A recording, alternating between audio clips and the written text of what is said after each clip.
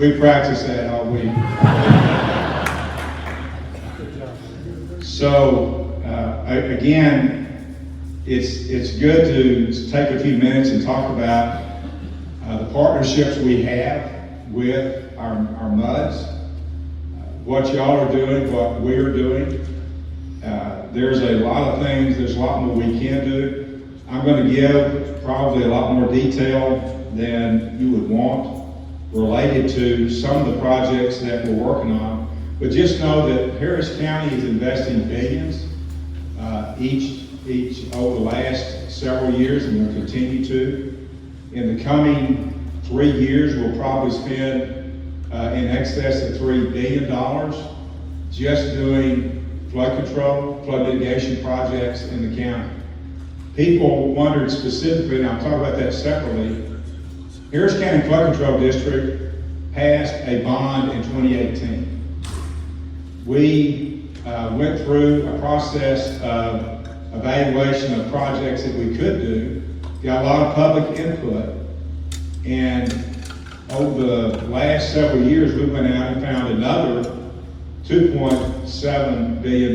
So we've got roughly $5.2 billion in money to invest in projects. We went through a process to be sure that we can get projects designed. Now, there's a lot of engineers in the room, and you'd like to think that, gosh, we passed a bond in 2018, we've got projects identified, but just the regulatory requirements of getting a project on the street, getting it bid, takes time. I wish it took a lot shorter than it does. I know we built, for example, in the 60s, in Texas, we built over 27 water supply lakes in Texas in 10 years. We decided to do that in 1960. We finished it in 1970. You know how many we built since then? One. So again, the environmental issues that challenge us to try to get things done, I'm not saying they're all bad, but they go beyond the pale, I think, in some cases, of trying to get things done. We went through a process with the GLO. When George P. Bush was head of the GLO, he cost us 2 years.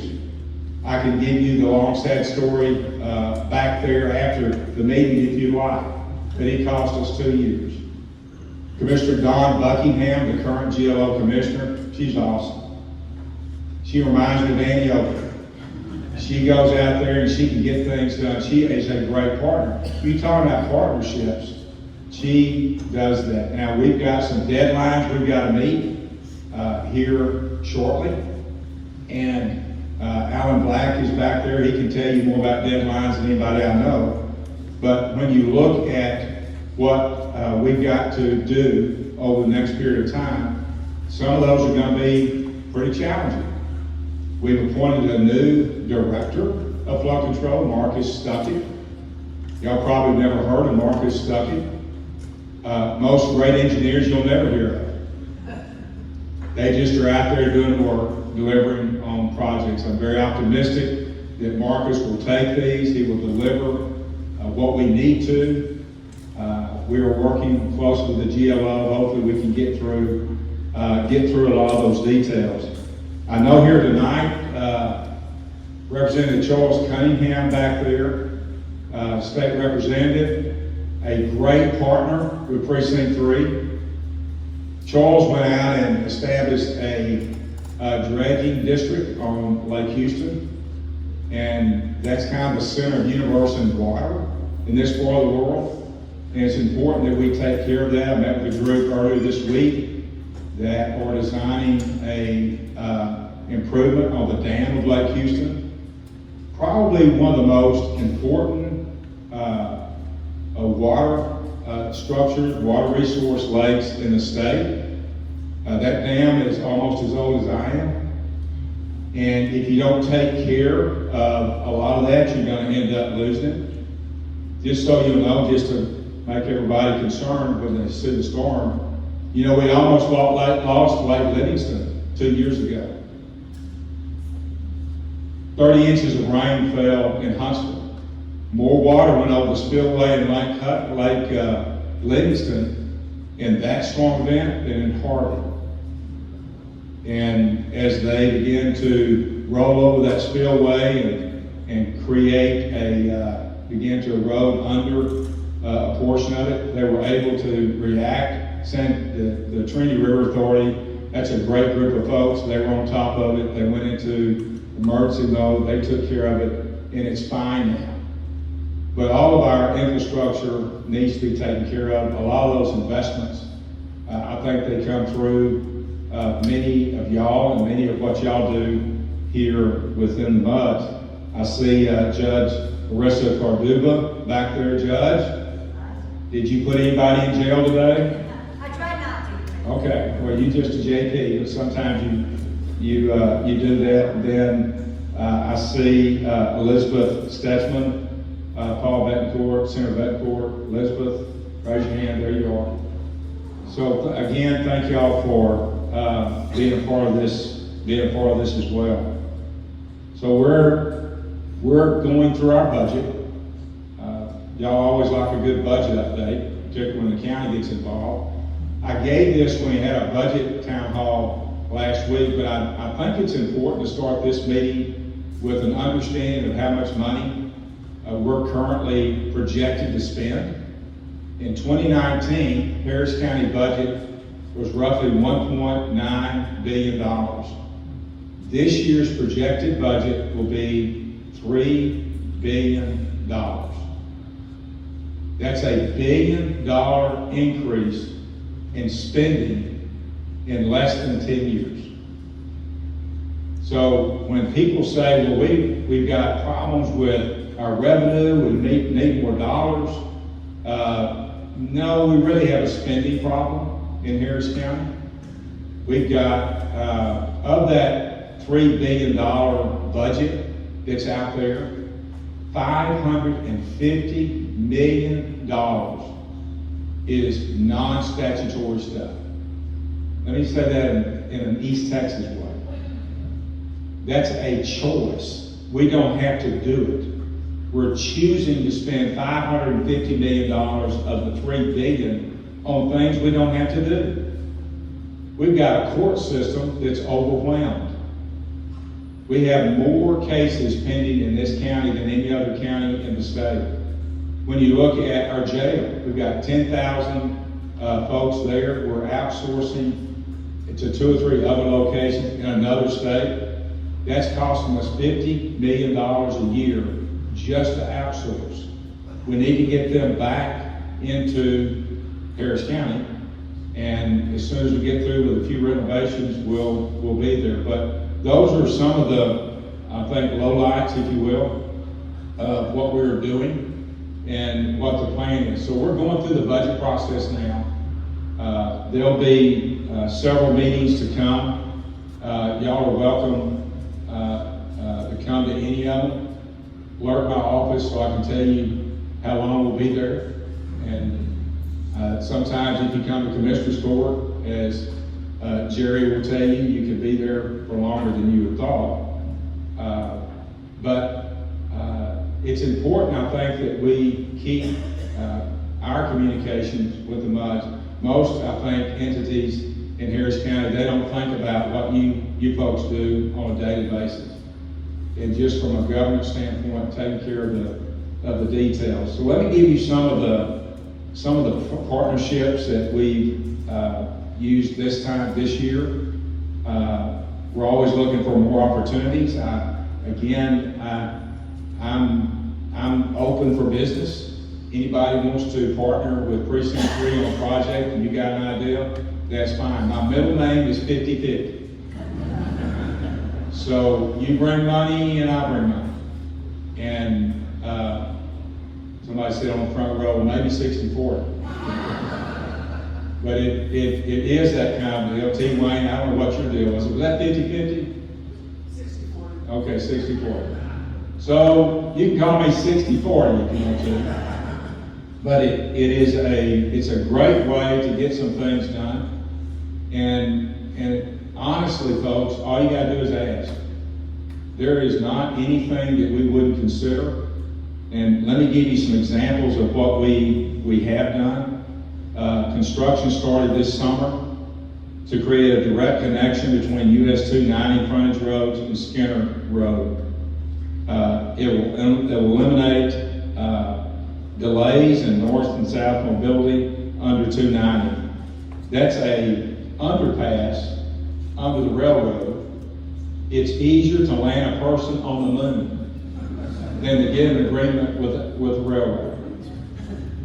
That's MUD 500. Is anybody from MUD 500 here tonight? There you go. Stand up. That's a great job. It took them 10 years.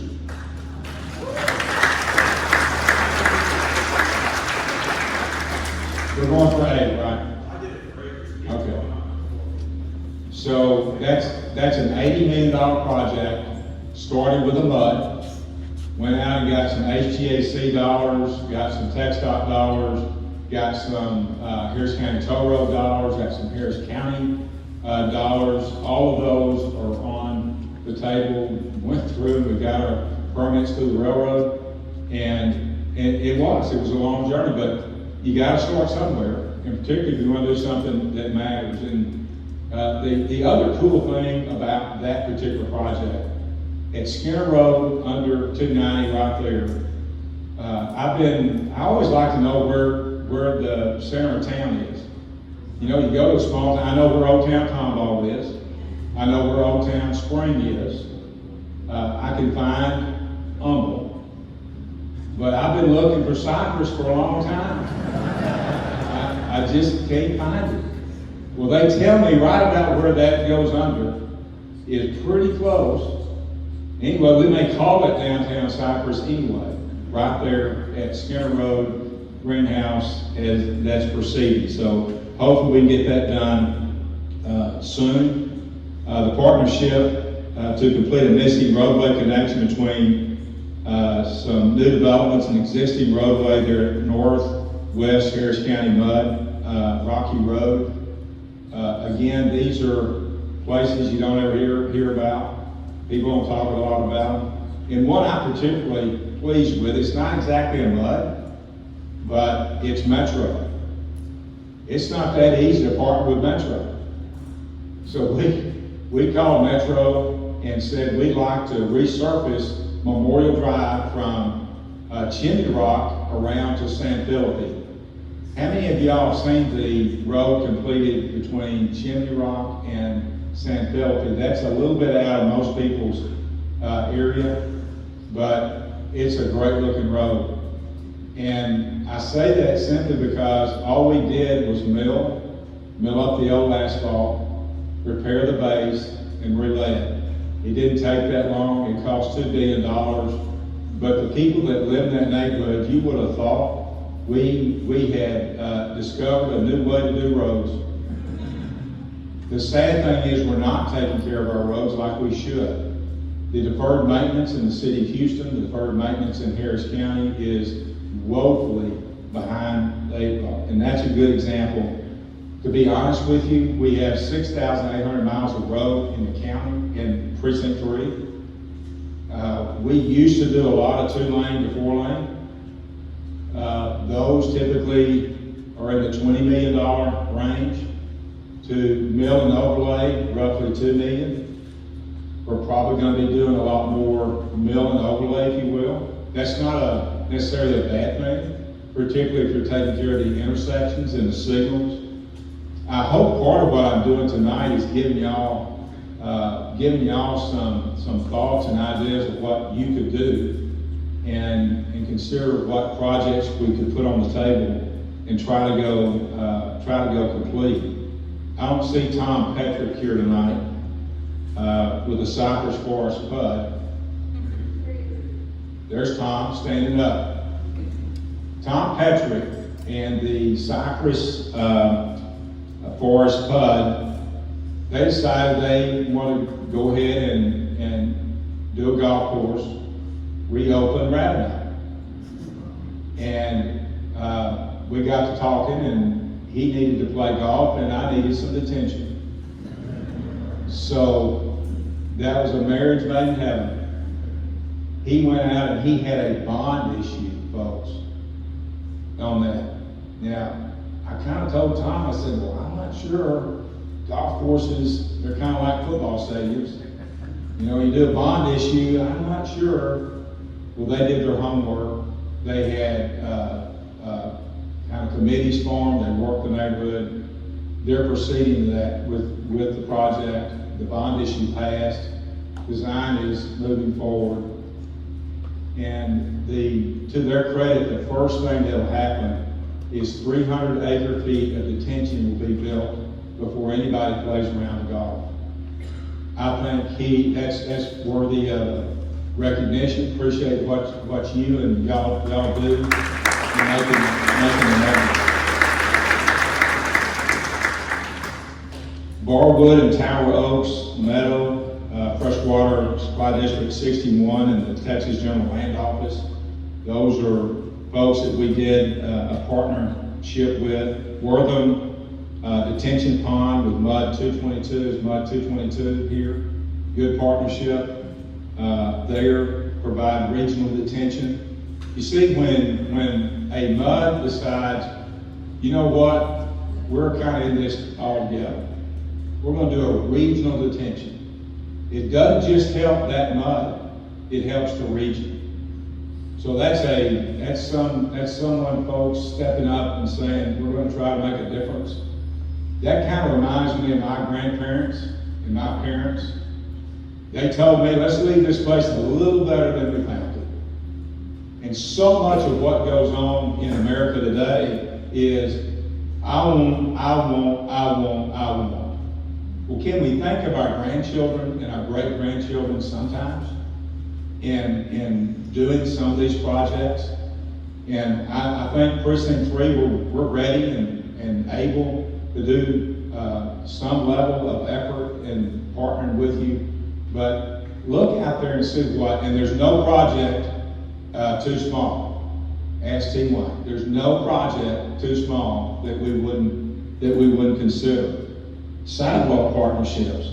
We received more than 20 partnerships applications in fiscal year 2025. Mud 322, Cypresswood Drive in Mason, Mud 396, Oak Park, Serene Way Drive, Grant Road, PUD, that's Kluger Road and Oak Kluger Road, and Timberlane, Alldale Westfield Road, and design is underway. How many applications we got this year? 5. We're open for business. Now, I've told our staff if someone wants to make an application tonight, they'll stay late and talk to them. We're open for business. If you have a sidewalk project, there's a sidewalk that, as I ride around on Work Road, from Westview going south to I-10. I could see kids, I saw people, they're walking on dirt, cars zipping by, it's a 4-lane road. That's been a problem. You can look at that area and you say, well, I know why they hadn't built a sidewalk. They hadn't built a sidewalk because it's hard. Well, the city of Hillshire Village said, well, we'll do it. My condition on that one was, you're going to have to do the design. You're going to have to get the city of Houston approval because it's in their right of way, and we'll do the construction. But and they did, and that was completed 2 weeks ago. So it's a good example. I think we're going to keep kids and folks out of the street and out of harm's way. So again, we're looking for applications. We'd like to see more folks participate. One of the biggest problems we've got in the county right now is at the intersections. If you look at I think we have 100,000 intersections. It's just, there's more intersections than you can imagine. The deferred maintenance on those signals is significant. And we've got group of intersections and signals we're gonna work on this year. But if you have an intersection in your mud, if there's a signal improvement in your mud, and you wanna make it, as we say back home, if you wanna make it more better, let me know. And we'll add that to the list. If you want a large trail and park improvements, we're looking for partnerships like the one with the Faulty Gully mud and the Nicholson Road mud. That was kind of a 50-50 partnership, and they built 2.5 miles of trail so that all of our folks that live out here in unincorporated kind of give them a place, and it's almost like being in the country when you can go on a trail. At some point, you'll be able to get on a trail in Humble and ride it all the way to Tomball and never see a road. Going on a trail, going on the Spring Creek, going on part of the San Jacinto, West Park, and we're down to a couple of 3 sections now, short of getting that done. Active projects entering construction is Treasury Road, expanding 2 lanes to 4, Husman Core Mill at Grand Parkway. I don't know how many of y'all saw, we did find out where Coreville was. How many of you know the Coreville story? We know where it is, we put a sign up to tell you where it is. And we met at a church there on Huffsmith Road, and we put that sign up, and there were a lot of people my age in there that remember the history of Coreville, and I love that story. That is neighbor helping neighbor. They had their own pharmacy in Coreville. They had their own, they raised their own livestock. They raised their own food. They were an independent, by George, we're going to take care of ourselves community. And if we don't recognize it, if we don't remember them, then it'll just kind of drift away. And so we've done that, and we've got signs up, and we'll continue to look for opportunities to make people aware. Now I'm going to get into some shark-infested water.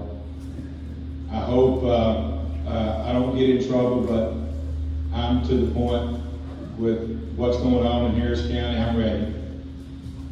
Subsidence, it's real. So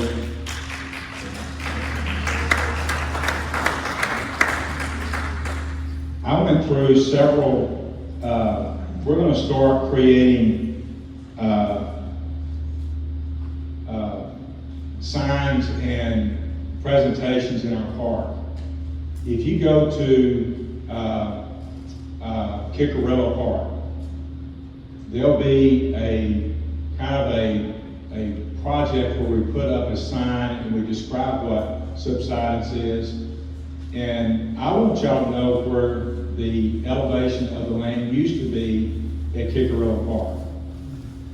5 foot higher than it is today. 5 foot higher than it is today. Go to Channelview, 8 foot higher than it is today.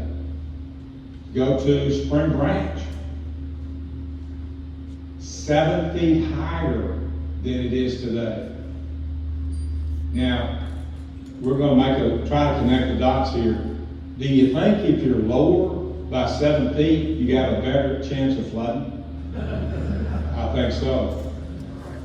So when you hear me talk about a subsidence, it's a serious thing. On one hand, we're going to spend $5.2 billion putting in flood mitigation projects.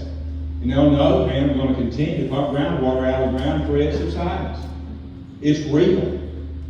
I've actually talked to a lot of groundwater hydrogeologists, and there's a plan in place. And thank y'all for being a part of that. I know we're paying a higher water bill.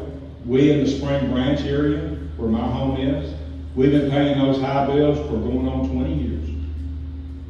The water level under Spring Valley, where my house is, has risen over 120 feet in that aquifer since we started and implemented and now taking surface water, not groundwater. It really does matter. It's a big deal. I get concerned when I see 18,000 homes are about to be built east of Lake Houston. 18,000 homes. Do you know how much surface water is available on that side? Treated surface water? None. So I've met with the subsidence district and I simply try to be clear, do your job. Your job is when they come in for a GRP, groundwater reduction plan, then you get serious about it. Work with them. I think a lot of like y'all did, y'all partnered up and y'all have created groups and y'all are addressing the problem. But again, I think it's important. That we not forget those types of issues that are out there. We're trying to partner with as many people as we can to deal with it. So I'm going to pause now and not give you more general updates. I think I'm going to go, even though if you got a road and bridge problem, I see Jennifer Armonti back there. Any road complaint should be happy to take tonight, and any issues. But why don't we open it up for questions before I continue any more what's going on in the county? Anybody's got any questions? You got a mic, Landon? Here's one.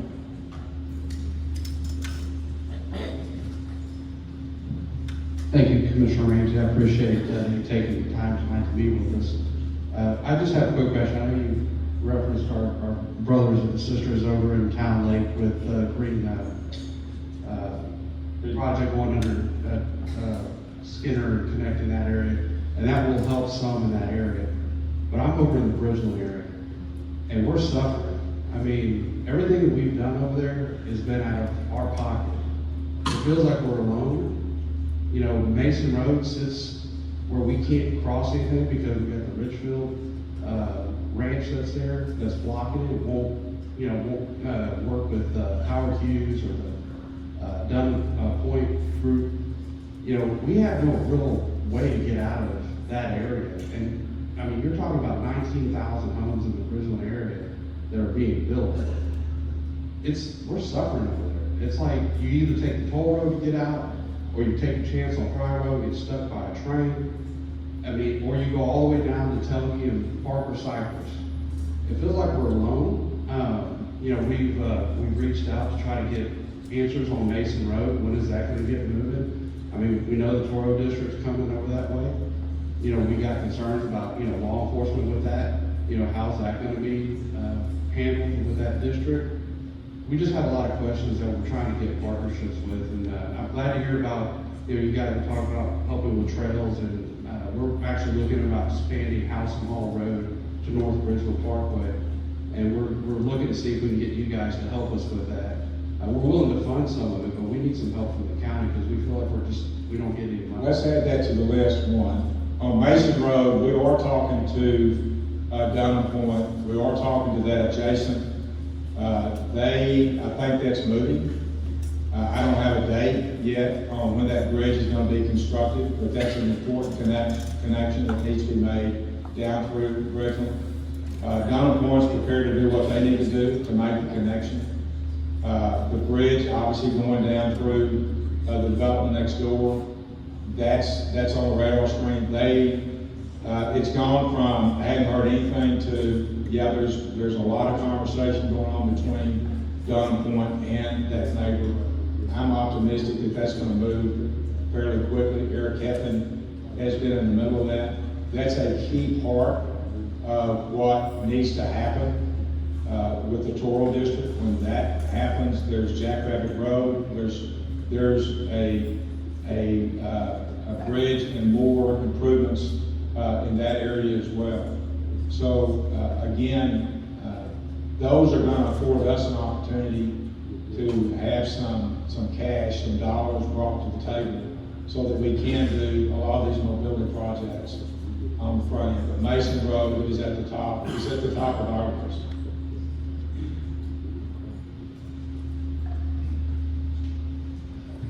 Thank you. can you get the North Harris County Regional Water Authority to listen to what you just said?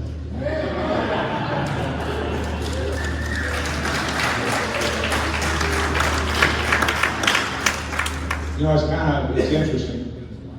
I don't know if y'all remember Jace Houston or not.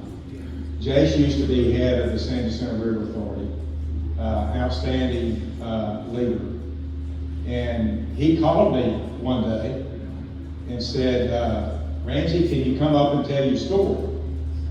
I said, well, I don't live in Montgomery County, but I'll be happy to come up there and tell the story. But again, I'm not sure they'll listen. And so, but I went anyway.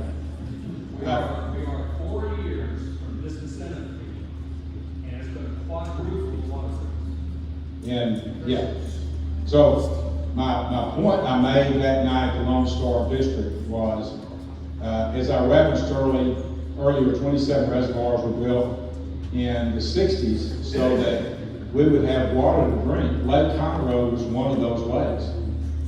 And as I told the city of Conroe, I'll probably get in trouble again, we spend, my parents, my grandparents, all my relatives spent a lot of tax money to build those lakes so we'd have water to drink. And you people are too stupid to drink it. The city of Conroe has put a moratorium, they put a moratorium on water when they've got a lake full of it out here. Now, I can add and subtract and multiply. I went to Crockett High School, I know how to do that. But and we know it costs 5 times more to pump it out, to treat it and pump it than it does to pump it out of the ground. But I'd like to leave something for our grandchildren that they don't have to deal with. And for me to save $1 or $2 now, so that I can have a lower water bill when I'm not paying attention to what really is going to happen. You know where the center of subsidence is in Harris County today? Katy. Relief is coming. Jersey Village is improving. It's went through, I think Jersey Village may be close to 10 feet in terms of subsidence. So all you can do is point that out. There are contracts made, there are agreements that are there. We know what the details are. I know that when the city of Bel Air went through this 20 years ago, and a lot of the cities to the south went through exactly what we're talking about here, they had process of how can we help soften the blow of the water rates, and so I think some creative people got in the room and had a conversation with an eye toward, let's get this done. We know what it's going to cost. We know what we need to do. Let's sit in there and do it. But lowering the water rate doesn't help anybody. That's just not the point. And just know that everybody to the south of you, it's a line on I think I-10. Everything south of I-10, I think they're at 80% now. 80% surface water. And I think we're approaching 60% in Spring Valley, so it's just moving north.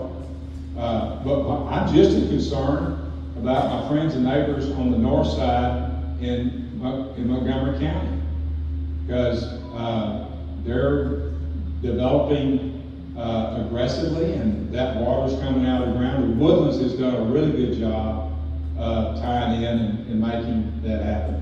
We'll just continue to talk about it. I don't mind spending time in Austin, giving them the rest of the story. And I know there's a people beating a path up there trying to get bills written, saying subsidence isn't real. It's just not. It's beyond my understanding why you would want to do that. But we'll continue to make it a big issue. It's politicians. Yeah, well, true. Commissioner Ramsey, Yes. thank you for being here. I enjoyed Good to the see meeting you. last week.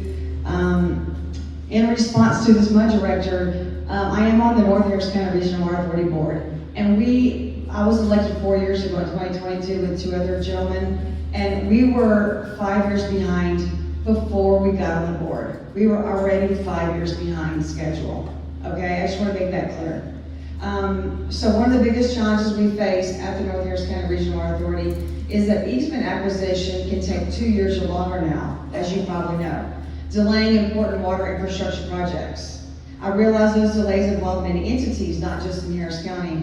Do you see opportunities for Precinct 3 to work with regional water authorities, utility districts, our state legislature, to identify legislative or procedural changes that could significantly shorten these timelines while still protecting property rights of homeowners? Absolutely. And thank you for being here. It's not always comfortable, particularly when you're in the middle of issues. We'll partner with anybody trying to figure out a solution. I know we've talked before, and in fact, there was one day you and I both were at the Subsidence District together. Right. So I know you're engaged, I know you're involved, you're making the case out there in terms, but we just need to put pencil to paper and figure it out. I think there's a lot of people willing to listen and willing to partner up, if you will, and get it done. Absolutely. Easement acquisition used to take, I hear, 3 to 6 months, and now it's over 2 years. So it's costing us a lot more money because of that. But we should. Appreciate your help. Yeah, absolutely.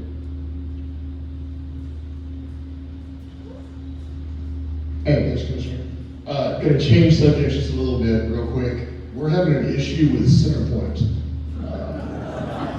Okay, I'm not the only one. So, Get in line. well, our engineers have put up a study and it's showing that power quality issues are definitely affecting our water and wastewater treatment plants. We can't get a dialogue with Centerpoint. We can't get them to give a written response to that. Is there anybody in your office that can help us with that? Yes, and please work with Landon. Thank you. On that issue. I know when the derecho, that's a new name for a tornado. When the derecho came through and Beryl came through and you had 30 inches of rainfall in Huntsville, that was 2 years ago, we had to pick up over 1 million cubic yards of debris. That's enough to fill up NRG Stadium. And that's what we had to do in just a matter of a few weeks. And Jennifer led that effort and did a great job of making sure that happened. I mentioned that, just a funny story. I'm gonna go ahead and pick on Centerpoint before I brag on them. So we were picking up 1 million cubic yards of debris. And we got to noticing that we would finish the street, we'd come back the next day, there'd be more debris there. And come find out, when we would finish the street, Centerpoint would come through and do their cuttings, and they'd leave it in the street. So we had our Centerpoint conversation, and they have replaced a lot of poles, a lot of transformers. They've done a lot of work. I'm pretty not nice when it comes to, if you've got a tree tangled up with some utility lines, we're gonna cut the tree. Not cut the tree down, but we're gonna shape it up so that it doesn't create a problem in a storm. So Centerpoint is investing in that, but please contact Landon Reed. We'll work it back through sometimes. And that's what county government, we are your point of local government out here. When things happen, be it with Centerpoint or be it with getting easements or any of these other issues that are out there, that's really what we're here for. I don't hire policy advisors in Precinct 3. My colleagues tend to have a lot more policy advisors. I don't have people call me on the policy. I have people call me to fix something. And it usually has to do with a road or a ditch or some drainage issue. And so we've got a lot of engineers in Precinct 3, and particularly with some issues we've got with the county engineer's office right now. We're working through that. But good point. Centerpoint should be, if you're having issues with them, except, I don't handle how much you're having to pay for the electricity, but if you're having trouble getting things done, we'll let us know.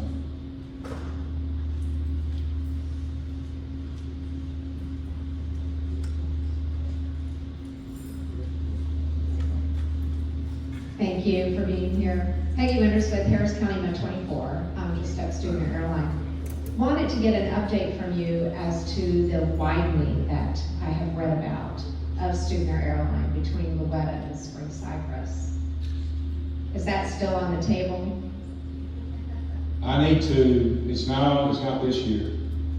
Our fiscal year starts, October 1. Let me get you a date, get your number, Landon, and we'll call you tomorrow with a date. Okay, I have a good idea how to save money. Okay? Not do that project. Well, like I said, we don't plan on doing that project. It looks good the way it is. We spent close to $1 million to landscape the median in there, and we live right off Student Airline. I drive it every day. I just don't see the need for the widening. I'm aware of the. Is that on the list, Jennifer? No, Is it off the list? it's not on the list. It's a, yay, good. I'm glad to hear it. Sidewalks would be good though. We'll talk about that. 60-40.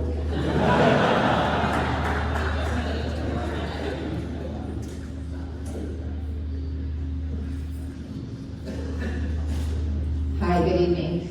Cindy Owens with Crestwood Forest Utility District. What are your thoughts on the new AI centers being built? Of course, the big elephant at the corner of Louetta and Cutton. You know, we've got lots of information on Nextdoor about it's the greatest thing ever. It's not going to use any water and any other electricity, which obviously I think we know, at least from our operators, that is not the case. But I'd like to hear what you all think. Well, the issue of going to rural Texas and taking advantage of small towns and small counties, that's not right.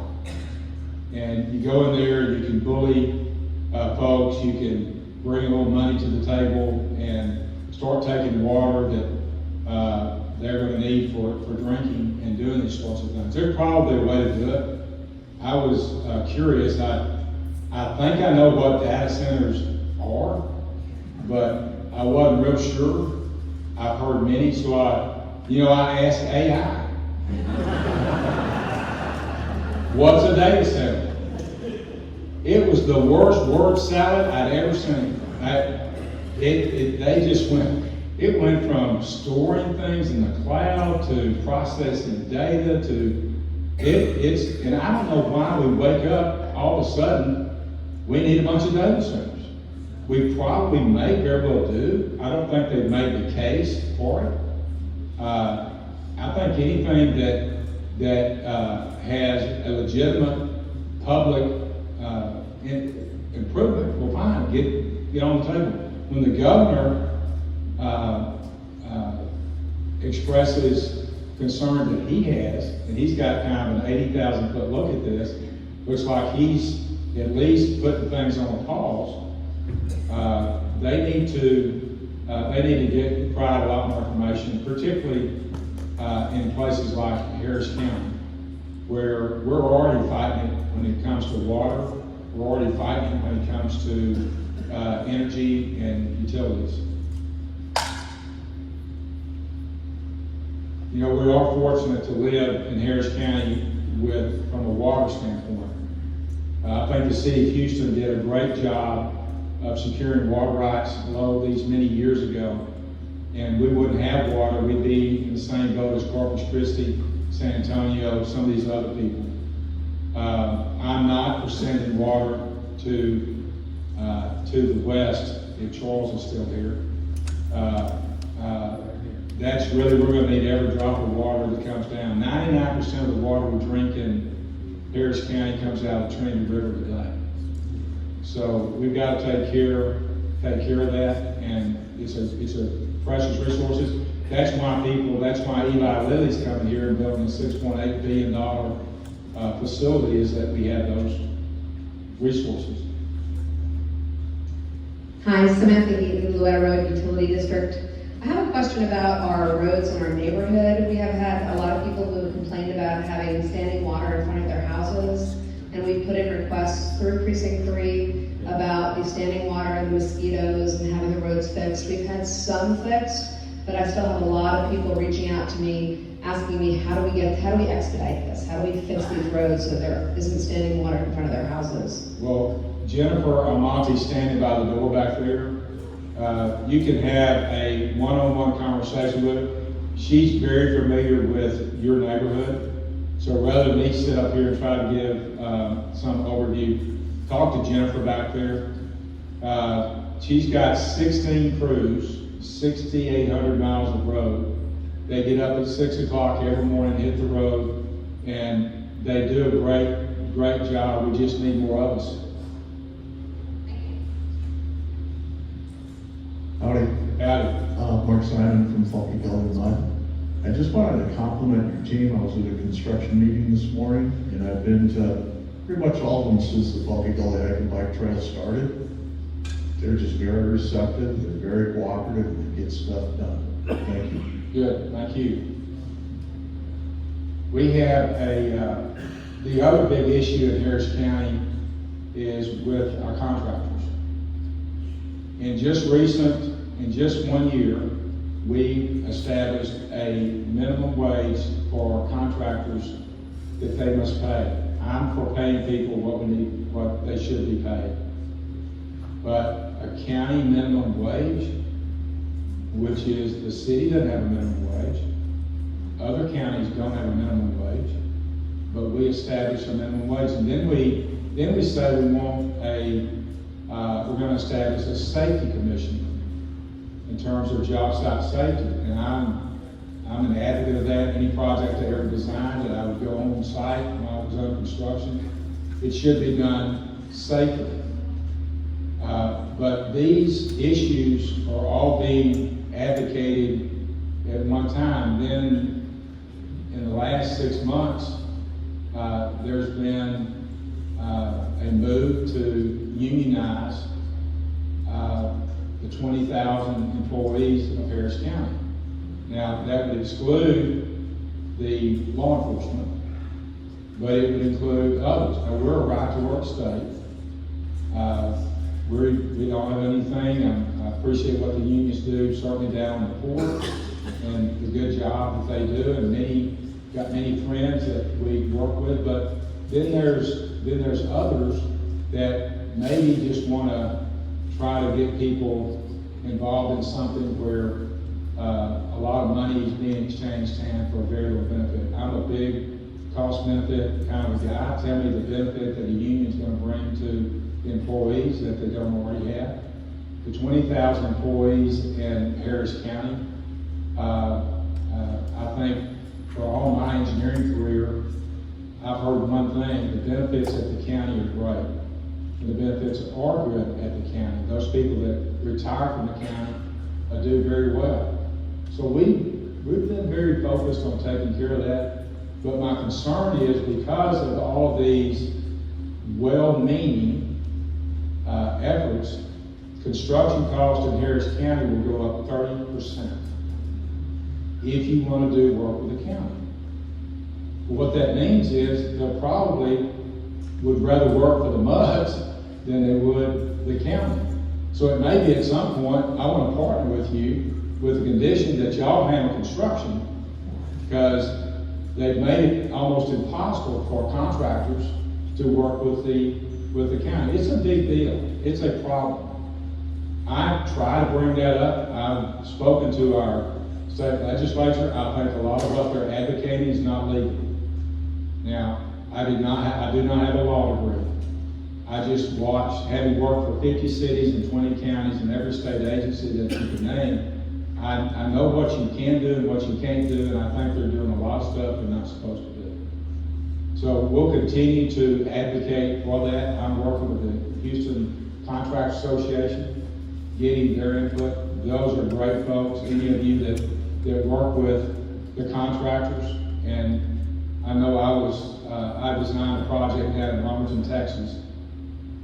This was back in the early 80s. 70 miles of water line, 70 miles of sewer line, 20 lift stations, and a wastewater treatment plant, and an elevated storage tank. And I was real proud of that design. So they went to construction, and they put in the lift station, except this particular contractor started on the outside and worked downhill to the lift station. Well, when he got to the lift station, the bottom of the lift station was here, and the line that I designed was down here. Well, that's when you get to know your contractor. That's when you see, okay, I missed it 2 feet. Jerry, that's not bad, really. I mean, in the scheme of things, 70 miles, but they added a couple more links to that manhole, it's fiberglass, and they put it down there. So I'm saying there's a lot of great contractors that will work with us to get some things done that need to be done.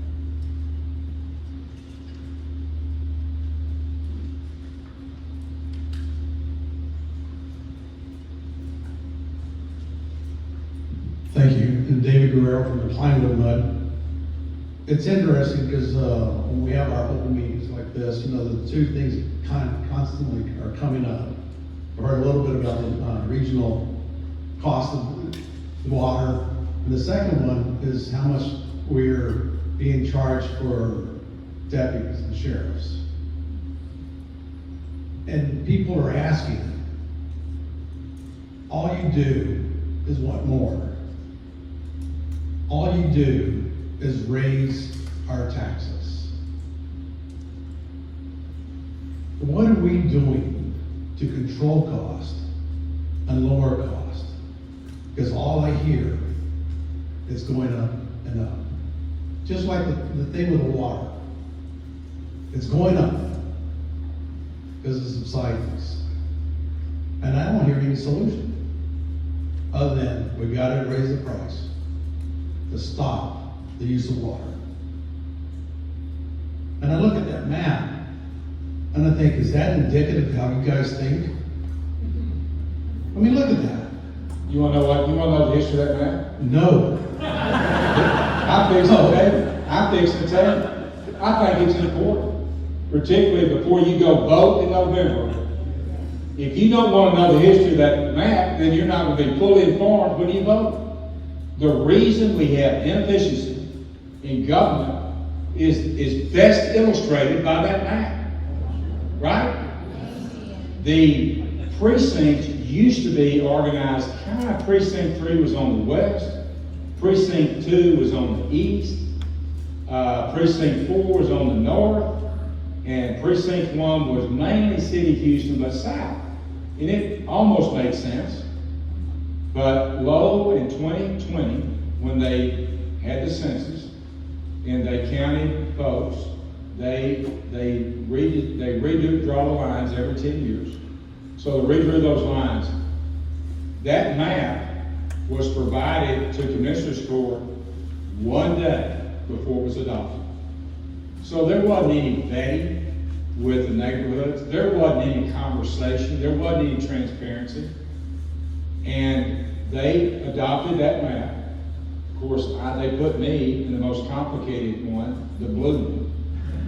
80% of the water that comes in Harris County, I get to process it before it goes south. And I don't get as much money as others do in trying to deal with the problems that are there. So when you have folks that are willing, for political reasons, to do things like that map, and not really set up things in a very methodical, cost-effective way, then this is what's going to happen. You get the right people on court that will believe in government. I don't need a county administrator. I really don't. $500,000 a year. I don't. I've said that. We don't need a county administrator. The office is, what, $5 to $10 million a year. I told you earlier, $550 million is being spent on things we don't have to do. I'm not against kindergarten daycare. I'm not a bad person. I just don't think the county should be doing kindergarten daycare. We've got roads, we've got infrastructure, we've got other things we need to be spending our money on. So the answer is that people don't vote, they don't get involved, and they elect people that do that kind of shenanigans. We talk more about, there'll be our next Commissioners Court meeting, we'll have one tomorrow, but it's a business court. But our next Commissioners Court meeting is August the 6th. There'll be over 500 agenda items on there. And we'll talk about maybe 10% of them, 50. My nickname down there, it may be 50-50 out here, but it's Dr. No down there. The Chronicle wrote an article about how many times I voted no. And I usually try to explain it. I use color books and the whole 9 yards and try to explain, what we're doing. It's insane. So please help me tell people that we need to get people in there that aren't concerned about everything that's going on in Washington. They don't read every newspaper out of Austin. They want to do something that matters in Harris County. The Port of Houston is a center of economic in the entire economy. Go tell all your Dallas friends that. If it wasn't for that port, there wouldn't be a Dallas. So we drive the economy in this region, but we're not investing as we should. As I said earlier, we're spending $1 billion more now than we did in 2019. We're spending $1 billion more. We shouldn't have to raise anybody's taxes. In fact, we probably could do a tax cut, if the truth be known. We'll be voting on a tax rate here in a couple of 3 weeks. And I'm going to support a no new revenue. Now, people will tell you, and y'all know the game, y'all have a tax rate. We hadn't raised the tax rate in 100 years. Yeah, but appraisals have gone up every year. And so my taxes have gone up every year. Can we be honest about that anyway? So I'm another revenue guy. I don't think we need any more revenue, and we should adopt that low number. What they're gonna adopt is the voter-approved rate. I don't remember voting and approving a rate. That's what they call it, the VAR. And that'll raise it roughly 4%. And they'll say, well, we did the minimum that you could. Well, it was actually the maximum. So thank you for asking that. That's a good point. We do need to cut a lot of things. There is the Department of Economic Equity and Opportunity. Anytime you hear that word equity, run. That word doesn't mean what you think it means. And believe me, one of my favorite places to spend time is Barrett Station. I got more friends in Barrett Station than anybody on the planet. That's a community. They're focused on the right things, and a lot of good things are happening there. But there are so many social, political things going on in the county. It just needs to stop. And we'll continue to put up. I don't know, y'all need to help me. There's 220 MUDs in Precinct 3. 220. If all of them mobilized, you could change this county. If y'all said, well, as far as the 220 MUDs in Harris County, we're going to go change it. We're going to fix what's broke here. We're going to get people out of here. You have enough organizations. There's 33 cities not named Houston.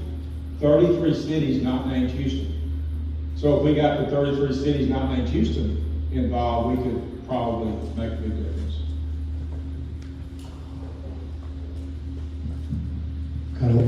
My name is Darrell Johnson. I'm from Harris County, Mud 50, and I kind of wish you to let me talk before you get a little plugs to Barrett Station. I'm from Barrett Station, and that map. I'm just going to kind of echo something you said real quick. That map is very important. We're in another precinct 4 years prior to this, and I've been on the board for 14 years, and I've seen more done in the last 4 years than I had in all those 14. So Yeah, thank you, Commissioner Ramsey. As far as everything you said was kind of on target for us. I mean, the sidewalk project, we're already started to participate in that, and we'll go 60-40. We're going to put sidewalks over the whole area, so we're with you on that.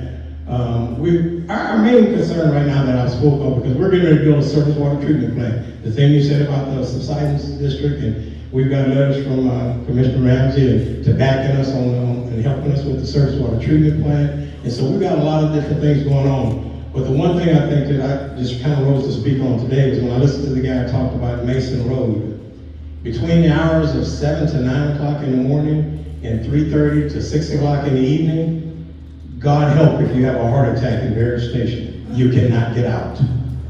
And I mean, you got people coming from Mount Bellevue coming into Barrett to get to 90, people from Crosby coming into Barrett to get to I-10, people from Baytown coming through Barrett to get to Crosby, Humble, and it's only one way in and one way out. Well, I'll take that back. You can come in from Mount Bellevue, you can come in from Highlands, and that's it. And you have to go out north toward Highway 90. But it's like, our engineer is here, and they come from Houston to come to our meetings sometime, and they'll get all the way from Houston to Barrett Station, and to go 2 miles, it may take them 30 minutes during those time periods. That's how bad it is. Now, it's been on the drawing board to have a loop go around Barrett for the last 15 years. It's just on the drawing board. It hasn't gotten any further than that. So I guess my concern is that what if anything, are we on the calendar, or what's on the calendar for trying to get us another way to get in and out of Barrett?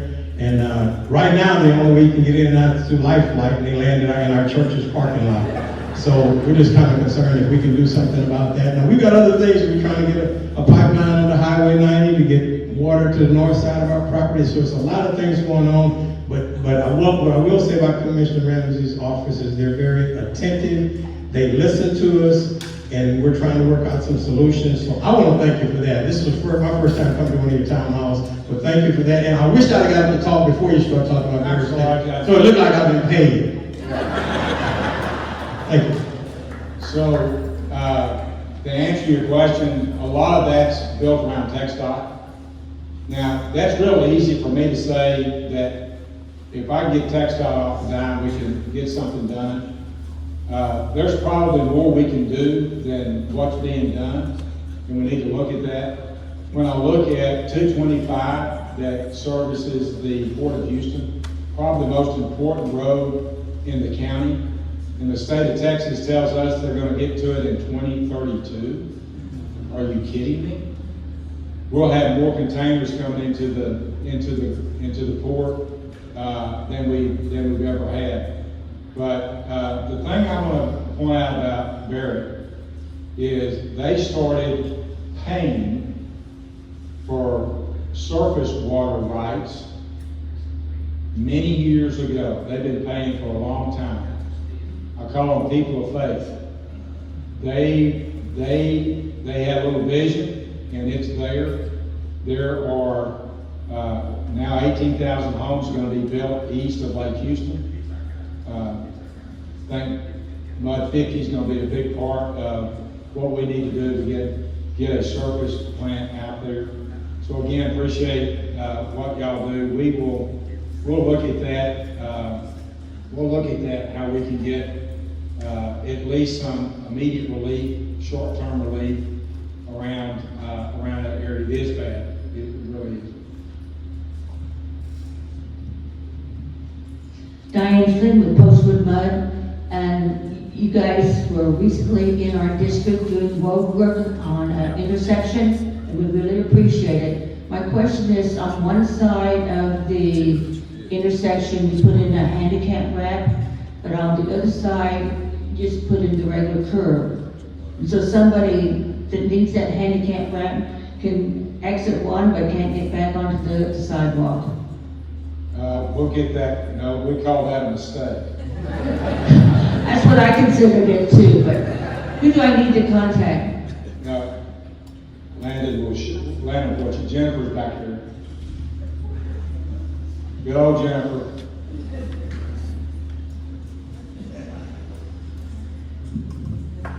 Hi, thank you for being here. My name is Lindsay Rose King. I'm with Mud 450. We are on Lake Houston, the west side. All All right. Two things for you. You just put in, I think it was last year, a beautiful sidewalk project all up and down West Lake Houston Parkway. But for some reason, there's a little spot where you didn't connect it in our district. So I didn't know who in your office we could talk to about that. Can y'all tell her to talk to? Everybody say Jennifer. Yeah, because right now the kids, they go off of your brand new Yeah. sidewalk and then walk in the grass to get over the railroad bridge, so, I'll talk to Jennifer. The other thing is our storm drains go straight into Lake Houston, and we have 60 acres on Lake Houston that are now under contract to be developed. And that land is raw land.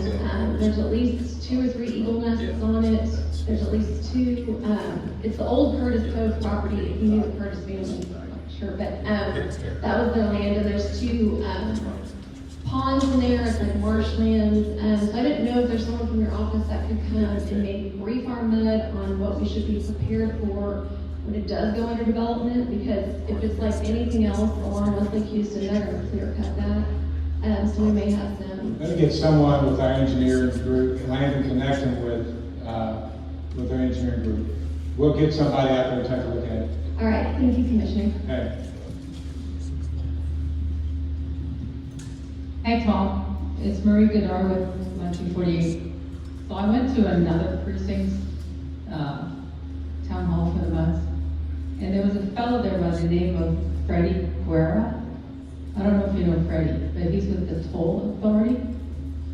And he explained to the crowd that he had a whole bunch of money and nowhere to spend it on. So I asked Freddie where the money could be spent on, and he said on sidewalks.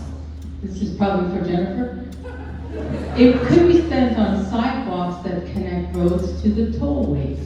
There's a program, there's a HECTRA program that does provide connectivity around the toll road. Mm-hmm. So Landon can answer that one, and Landon can get connected with HECTRA on that one. Did you get this guy? It's an opportunity anyways. It's something that you could look into because. No, I'm familiar with the program. Yeah. And there are projects identified being constructed. Thank you. Thanks.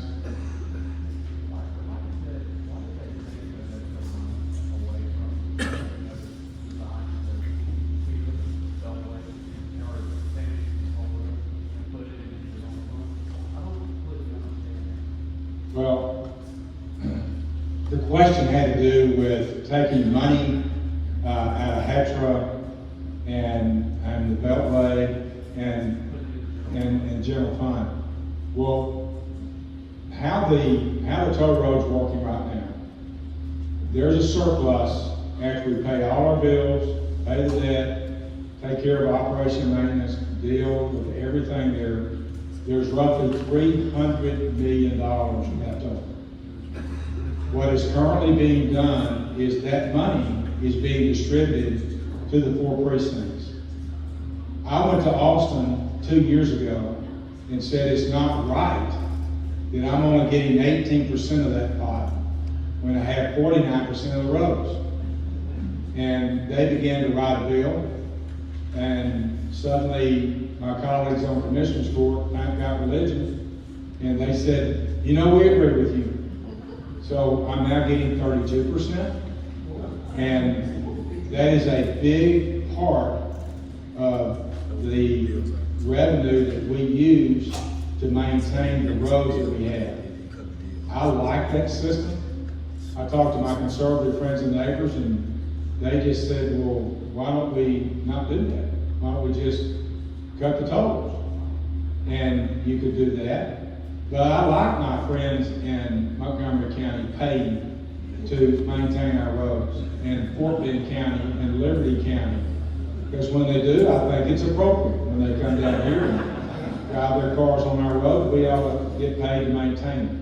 So I think it's a good system. Most of the roads, there's 254 counties in Texas. And I think deferred maintenance is the biggest problem in most of those counties. And the problem is people don't have revenue to take care of it. Now, maybe it could be wasted money that we need to look at, and maybe we can free up some dollars there. But I can show you a long list of things we're doing with that money to maintain. So we're using that money to maintain. Hi, I'm Peggy Gadsden, and I'm from Harris County Mud 132. I have two questions. One is about Minor Park. My husband walks there every afternoon, and every afternoon he comes home complaining because someone has taken down the restrooms. Do you know why, and are they going to be rebuilt? Yes, they're being rebuilt. Okay, I'm going to need you to call and tell him that.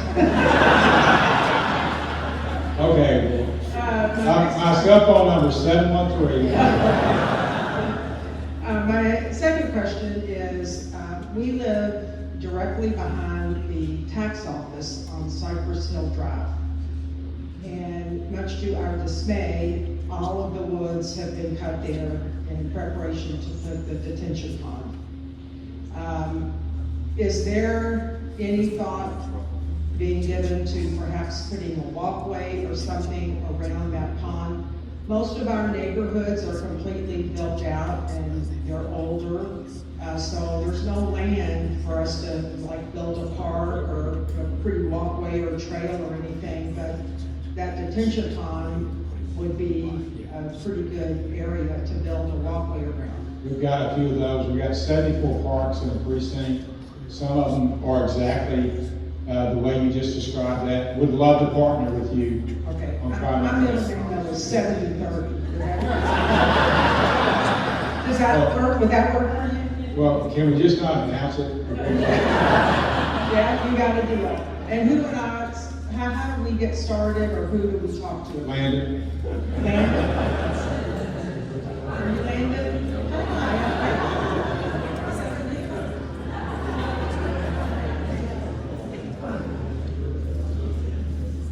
Seriously, I hope that, you got one more back here. Seriously, I hope y'all will take tonight to think of what you might do. There's no project in the back. Oh, wait.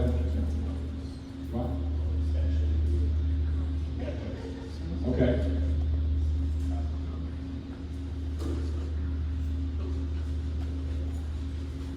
Ashley, why don't you come up here?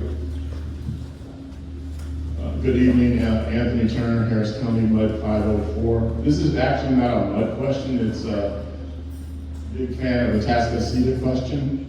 What do we need to do to get a community of the Atascocita sign, like they have for Huffman and some other communities? That's a great idea. I don't know why we hadn't already done it. Let's do it. But it's Out. Yeah, you don't want to. It honestly isn't that complicated. We did the Klein community; those signs are up now. Those Atascocita, that's a great example of what we need to do to recognize that. Ashley runs her sheets with the subsidence district. You heard all the conversation we've had up to this point. And she is here ready to share whatever information you need to. Sure, thank you. Okay, I also have a presentation Okay. to add some visuals. And thank you for the opportunity to speak today. And thank you to everybody here. I'm with the Subsidence District, and I help our community stop the land from sinking. I realize that we've already talked about it, you already know what subsidence is, so I'm just gonna skim to maybe the last slide in there, where it shows precinct 3 in a different light.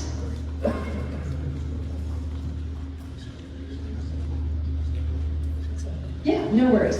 And then I could probably touch upon Spring Creek, because that watershed does cross into precinct 3.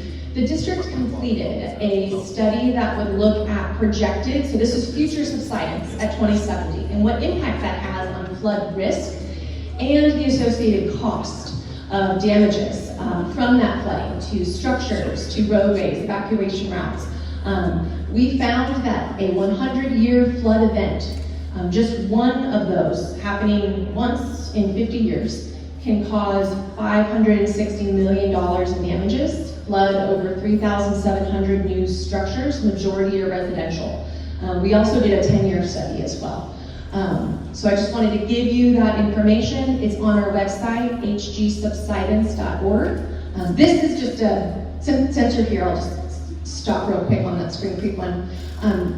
Speaking of the success that we've had in minimizing subsidence, you'll see on the left-hand side, anywhere where you see darker reds is where you have more subsidence. Commissioner Ramsey already mentioned that we have 8 feet in some areas like in Channelview. But then you'll notice as the district was formed in 1975, created from the Texas legislature, we've minimized subsidence in that area that was in that Baytown Houston Ship Channel to nothing. Through the success and collaboration of alternative water sources, primarily surface water. And then even more recently, when we completed our survey in 2022, you'll notice that all of the subsidence, just about a foot or two, is occurring in Area 3, where groundwater is still primarily being used for water sources. And then on the next slide, we'll probably go over our annual groundwater report. There's a QR code, so we give this every year, and we thank you for giving your information. So how much water, groundwater that you've pumped, we use that in this annual groundwater report to understand how much water is being used, what impact that has on groundwater levels, and then additionally subsidence. So the next slide, you'll see how much groundwater was used and the total water demand for our district. Groundwater comprised a little less than 21%, and it came in at 233 million gallons per day. But total, in Harris and Galveston County, we used over 1 billion gallons of water a day. We do regulate in Harris and Galveston County. Predominantly for public use, 91% of all of that water is for public supply, and 83% of all of the groundwater being used is within Area 3, as they're still converting. The next slide, you'll see what impact this groundwater use has had on our aquifer system. So we withdraw water from the Chico and Evangeline aquifer, and you'll notice areas in red on the northern and western side of Harris County, stretching into Montgomery County, is areas where we still see declines, over 300 feet in these 50 years. But areas in the blue, where they don't use groundwater as their dominant water source, the aquifer has actually recovered. So this is our INSAR map. It's a regional map. It's again our annual groundwater report. The next slide is the one that's more relevant for everyone here within Precinct 3. That's your boundary. So this is the new map with the INSAR overlay. Anywhere where you're seeing the red colors is where you have subsidence. We have a lot happening in spring at over 2 centimeters per year. And as he already mentioned, we do have KD full shears actually. If you look regionally, they're sinking at over 1 inch and a quarter per year. And then we also see it in the woodlands. So I just wanted to give you some additional subsidence information. And then we are at our upcoming board meeting on August 12th, I'll do a quick plug if you don't mind, at 10 a.m. we're going to be releasing the results of our alternative water supply assessment. So for that problem that we're having east of Lake Houston, we are going to be providing some recommendations of feasibility. So thank you for the opportunity to speak here. Thank you, Ashley. Appreciate it.